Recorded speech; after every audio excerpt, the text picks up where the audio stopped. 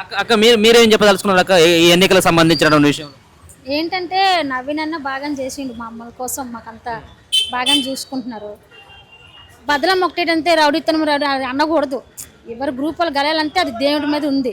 ఇప్పుడు ఓట్లు వేస్తున్నారు, గరీబ్ వాళ్ళు అందరూ వేసినందుకే ఇక్కడ గెలుస్తున్నారు. ఆడవాళ్ళందరూ సాయం చేస్తున్నారు. ఈరోజు మేము ఇంట్లో పిల్లలకు వదులుకొని బాక్సులు స్కూల్ లేక మేము తిరుగుతున్నాం 300 కోసం సార్. దేనికోసం? వాళ్ళు గెలవాలనే కదా, వాళ్ళ కోసమే కదా మేము చేసేది. మరి వాళ్ళు గెలిచినాక మాకు హెల్ప్ చేస్తున్నారు కదా. నవీన్ అన్న అయితే లేడీస్కి అందరికీ హెల్ప్ చేశారు.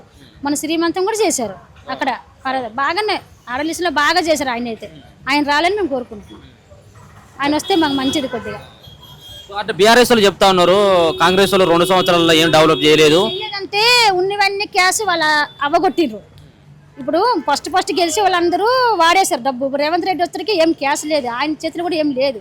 ఆయన ఇవ్వాలంటే ఏం చేస్తారు? లేదు కదా. ఇప్పుడు మేము మీటింగ్కి వస్తున్నాము, పొద్దున సాయంత్రం అని చెప్తున్నారు. పొద్దున్న వెళ్తే పొద్దున్న ఇస్తున్నారు ఖర్చుకి, సాయంత్రం ఇస్తున్నారు. మరి లేనప్పుడు వెళ్ళలేము, ఇవ్వలేరు కదా. ఇది కూడా అలాగే అయింది.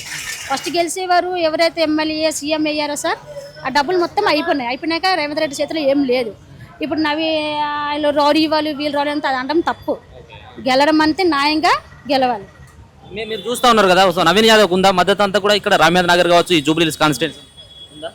మీరు ఏం ఎక్స్పెక్ట్ చేస్తాం, మరి ఎంత తోటి గెలిచి అటువంటి అవకాశం ఉంది అనుకుంటున్నారు మీరు? ఆయన గెలిస్తే అవకాశం బాగుంది మాకు. చాలా మంచి చేశారు. ఒకటి లేడీస్ చేశారు శ్రీమంతము. తల్లిదండ్రులు లేని చాలా మంది బాధపడుతున్నారు, మాకు శ్రీమంతం లేదు మేము వెళ్ళగాని. వాళ్ళు గౌరవించి చీరలు ఇచ్చి అని అంటే ఆయన పద్ధతి కూడా బాగుంది, మాకు నచ్చింది. అంతే, మాకు డబ్బు దాంతో కాదు, ఆయన కొద్ది పద్ధతిగా బాగుంది అంతే. మా గల్లీలో కూడా వస్తే అయినా మాకు అన్నీ చేపిస్తానని అనుకుంటున్నాం. ఆయన మంచిగుంటే మాకు ఎవరో తప్పు చేస్తారు. ఇప్పుడు ఓట్లు వేసినట్టు ఒకరి మీద ఒకరు తిట్టుకుంటారు, ఒకరి మీద ఒకరు చెప్తారు. అది డోంట్ కేర్, అది చెప్పకూడదు.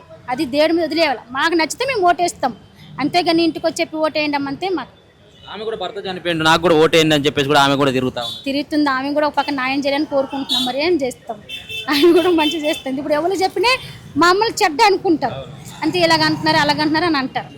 ఆమె కూడా హెల్ప్ చేయాలని కోరుకుంటున్నాం. మేము గోపినాథ్ కూడా మేము కూడా కొన్ని రోజులు పార్టీ వాళ్ళందరూ మా గల్లీలో ఉన్న వాళ్ళందరూ ఉన్నారు. ఆయన కూడా హెల్ప్ చేయాలని కోరుకుంటున్నాం. మరి